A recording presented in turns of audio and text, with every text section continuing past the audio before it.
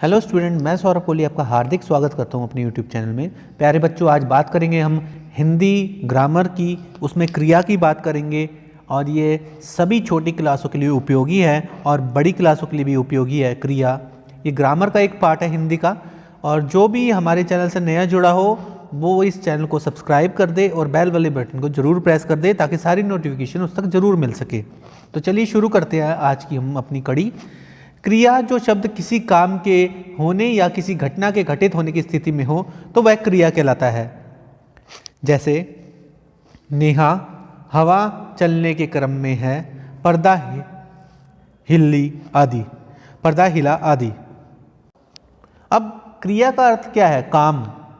जैसे आना, जाना, खाना, पीना, पढ़ना, लिखना, बोलना, उठना, बैठना, रखना, चढ़ना, सुनना, गाना, नाचना आदि अनेक क्रियाएं हैं। कर्ता जो काम करता है वह कर्ता कहलाता है। जैसे अंशु पढ़ रही है। धातु क्रिया का मूल रूप धातु कहलाता है। जैसे लिबंगा लिखता, लिखा, लिखेगा। इन सभी क्रिया रूपों में लिख समान रूप से मिलता है। इस समान रूप से मिलने वाले अंश को धातु कहते हैं। इसी प्रकार पढ़, आ, जल, चल, खा, गा आदि शब्द धातु हैं।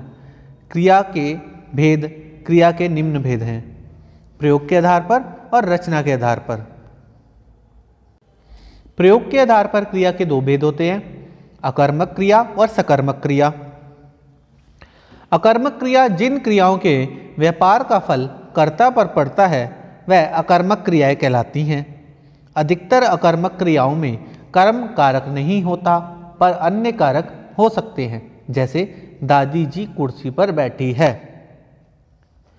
अब सकर्मक क्रिया की बात करें। सकर्मक का शाब्दिक अर्थ है कर्म के साथ। जिन क्रियाओं के व्यापार का फल कर्म पर पड़ता है, मतलब काम का फल कर्म पर पड़ता है, वह सकर्मक क्रियाएं कहलाती हैं। देखिए इसमें वाक्य कर्ता कर्म और क्रिया। धोबी कपड़ा धोता है, धोबी कपड़े धोता है। सकर्मक क्रिया के भेद है अकर्मक और एक कर्मक क्रिया और द्विकर्मक क्रिया। दो भेद है इसके भी। एक कर्मक क्रिया जिस क्रिया का केवल एक ही कर्म हो उसे एक कर्मक क्रिया कहते हैं। जैसे बच्चा फल खाता है, गाय पानी पीती है। इन वाक्यों में क्रमानुसार की फल पानी में एक एक कर्म आता है, इस कारण यहाँ एक कर्मक क्रिया है। द्विकर्मक क्रिया जिस क्रिया में दो कर्म होते हैं वह द्विकर्मक क्रिया कहलाती है। जैसे औरत पक्षियों को दाना डाल रही है। रचना के आधार पर क्रिया के भेद। रचना के आधार पर क्रिया के 6 भेद हैं। सामान्य क्रिया जिसमें कुछ क्रियाएं भाषा में रूढ़ शब्द के रूप में प्रचलित होती हैं, वह मूल क्रियाएं होती हैं। यह धातु में ना जोड़कर बनती हैं। जैसे पढ़ना, लिखना, आना, पाना, जाना, उछलना आदि।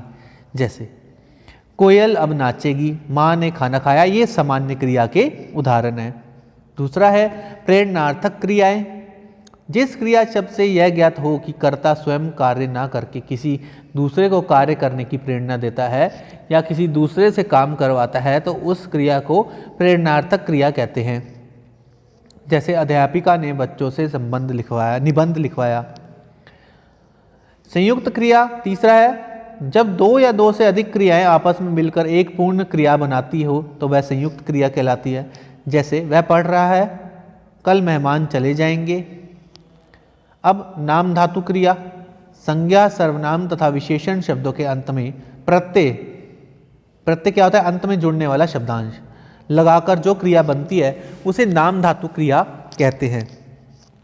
पूर्वकालिक क्रिया जिस क्रिया को पूरा होने दूसरी क्रिया के पूरा होने से पूर्व पाया जाए, मतलब एक क्रिया के होने से पहले दूसरी क्रिया हो उसे पूर्वकालिक क्रिया कहते हैं। जैसे वह पढ़कर सो गया, सोएगा, मतलब सोएगा तो बाद में ना, लेकिन पहले दिया है।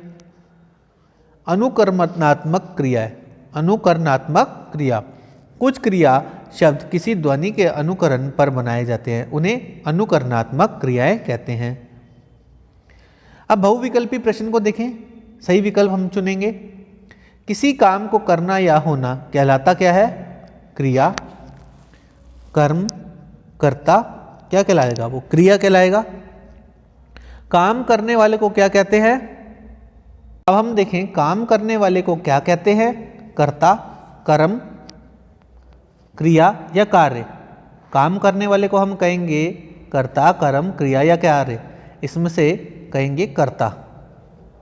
कर्ता सही उत्तर है, बाकी नहीं। क्रिया का मूल रूप कहलाता क्या है? कर्म, क्रिया, धातु या कर्ता। क्रिया का मूल रूप क्या कहलाता है? धातु। ये सही उत्तर है। एकर्मक व विकर्मक क्रिया के भेद हैं सकर्मक, अकर्मक, प्रेरणार्थक या इनमें से कोई नहीं। तो इसके जो भेद हैं वो हैं अकर्मक। कर्म के आधार पर क्रिया के भेद कितने हैं? कर्म के आधार पर क्रिया के 2 ही भेद हैं। शर्माना क्रिया क्या है? शर्माना क्रिया है नाम धातु, ना कि संयुक्त, प्रेरणार्थक, पूर्वकालिक। ये नहीं है, शर्माना है नाम धातु। क्रिया के मूल रूप को कहते हैं धातु रूप, शब्द रूप, अकर्मक या सकर्मक। इसको धातु रूप कहते हैं।